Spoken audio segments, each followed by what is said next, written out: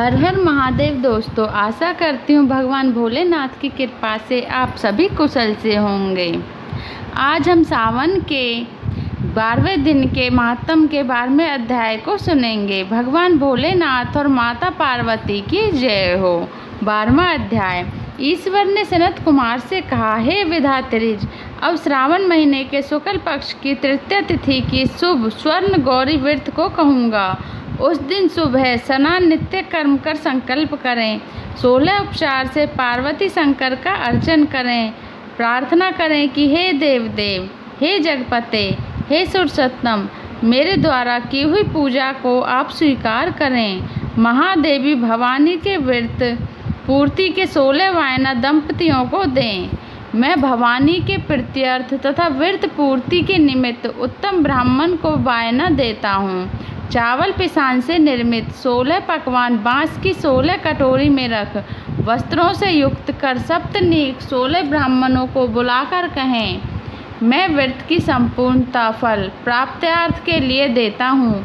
अलंकार आदि से संपन्न पतिव्रत धर्मयुक्त शोभत सुवासिनी इसे स्वीकार करें। इस प्रकार 16 साल, 8 साल, 4 या 1 साल व्रत कर उसी समय उद्यापन करें। यूँ अर्चन की समाप्ति पर कथा श्रवण कर व्यास का अर्चन करें। सनत कुमार ने शिवजी से कहा, हे प्रभु, किसने इस व्रत को किया? इसका क्या महत्व है? उद्यापन इसका कैसे होगा? आप यह सब मुझसे कहें। ईश्वर ने कहा, हे सनत कुमार, पूर्व समय में सरस्वती नदी के किनारे सुवीला नामक प्रसिद्ध महानगरी थी। उसमें कुबेर के तुल्य चंद्रप्रभ नाम वाला राजा था। उसके रूप तथा लावण्य से युक्त, सौंदर्य मुस्कान युक्त, मनोहर कमल सदृश नेत्र वाली महादेवी और दूसरी विशाला नाम वाली 2 रानियां थीं। उनमें से राजा चंद्रप्रभ को ज्येष्ठ महादेवी रानी अधिक प्रिया थी। एक रोज राजा शिकार की कामना से वन में गया।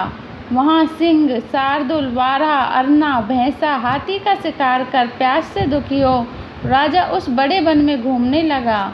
राजा ने अप्सराओं के तालाब को देख उसके किनारे पर जाकर उस तालाब को देख उसके उत्तम जल का पान किया।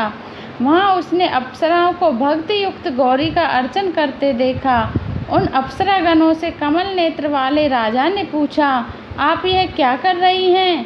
वे बोली, हे नृपोत्तम, हम स्वर्ण गौरी का व्रत करती हैं। राजा ने कहा, हे देवियों, इसकी विधि तथा इसका फल भी आप विस्तार युक्त मुझसे कहें। उन स्त्रियों ने कहा, हे राजन, श्रावण शुक्ला तीज के रोज स्वर्ण गौरी नाम का यह व्रत किया जाता है। इसमें परम प्रसन्नता तथा भक्ति द्वारा पार्वती और शंकर का पूजन किया जाता है। 16 तार का डोरा अपने दाहिने हाथ में पुरुष व बाम हाथ में स्त्रियां धारण करती हैं। यह सुन चंद्रप्रभ राजा ने भी व्रत कार्य को संपन्न कर सहविधि 16 तार के डोरे को अपनी दाहिनी भुजा में बांधकर व्रत को स्वीकार किया। राजा ने कहा, हे देव देवेशी, मैं इस डोरे को व्रत के लिए बांधता हूँ, मेरे पर आप कृपा करें।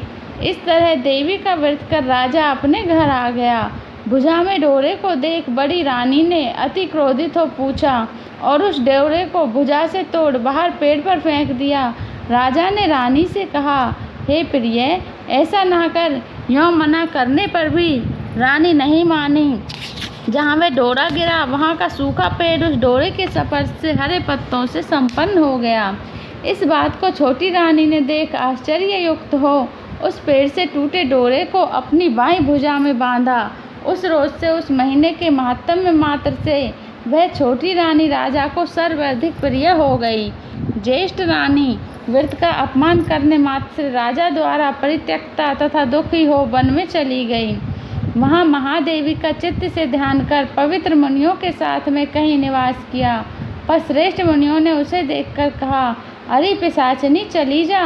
वह तिरस्कृत तथा दुखी रानी घोर जंगल में घूमती हुई एक जगह बैठ गई। उसी समय रानी के आगे दया से देवी प्रकट हो गई। देवी को देखकर निरप्रिया रानी ने भूमि पर दंडवत प्रणाम किया तथा स्तुति की कि हे देवी, आपकी जय हो, आपको नमस्कार है। हे भक्त वरप्रदे, आपकी जय हो। हे शंकर मामंगे, आपकी जय हो।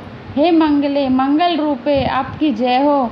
यूँ भक्ति के द्वारा देवी से वर प्राप्त कर गौरी अर्चन तथा व्रत किया।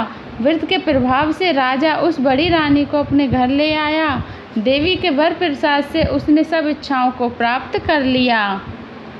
दोनों रानियों के सहित राजा ने संपूर्ण राज्य का उपयोग कर समृद्धशाली हो गया।